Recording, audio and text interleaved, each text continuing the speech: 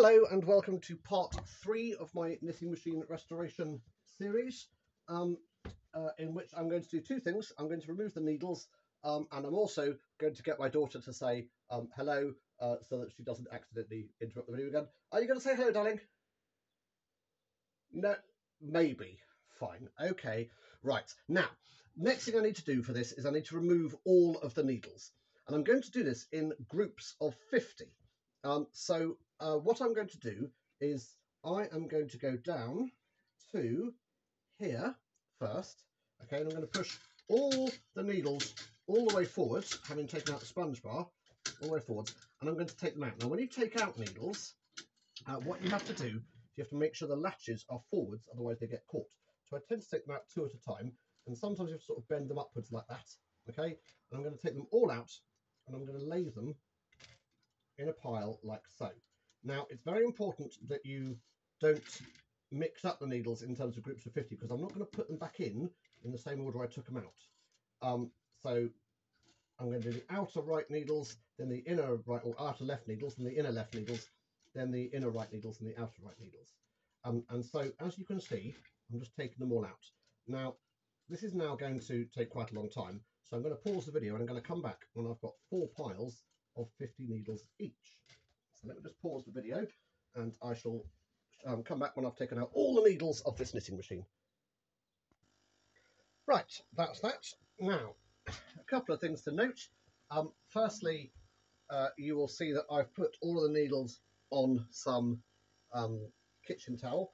I actually reuse the kitchen towel because I believe in using as few resources as possible, which also explains why I've got here the bags that I'm going to put the needles in afterwards are old cheese bags, but they work perfectly well. I've labelled them OR for outer right, IR inner left, outer left. And what I'm going to do is I'm going to put the needles in them once they're clean. Now, you might be able to hear a buzzing noise, and that buzzing noise is this machine over here. This machine is an ultrasonic cleaner, and what I've got in there is a fluid which I absolutely do not recommend that you use at home. This is not health and safety compliant, so please do not do this. However, it's very effective for me, and what I've got in there is isopropyl alcohol.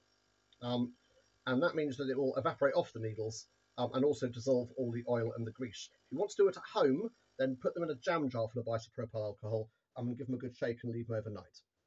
But once it's had its go,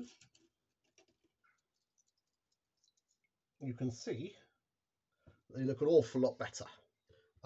They may still be broken or dodgy ones in there, but nevertheless, I will be able to properly examine them in a bit and replace any dodgy or broken ones, but the vast majority of these needles will be fine.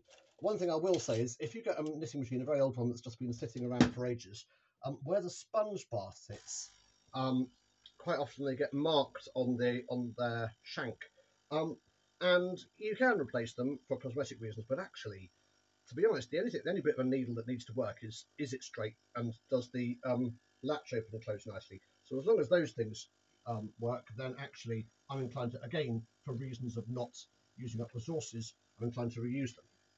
So now that I've got that, I'm going to gather these up, I'm going to put these in the bag, and then I'll be able to get all the needles packed away in the bags, ready for when they are to be examined and all the good ones put back in. And that's that bit. I shall see you next time when we shall start taking apart the punch guard unit and seeing what we can do about it.